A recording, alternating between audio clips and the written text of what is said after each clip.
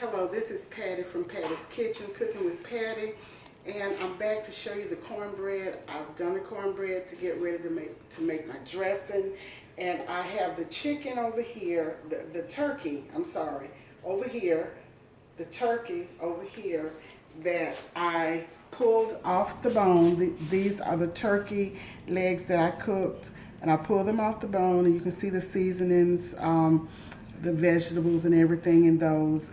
And I've washed this can. I'm going to add a can of cream of chicken on my turkey, and I'm going to put it in the oven and let it cook for, I guess, maybe 20 or 25 minutes.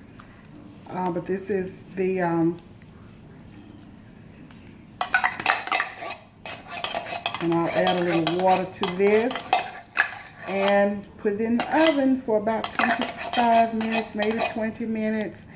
And while this is in the oven, I have the oven on 375 degrees preheated. I'll go on and mix up my dressing, and when I get the dressing all mixed, I'll come back. Okay, thank you.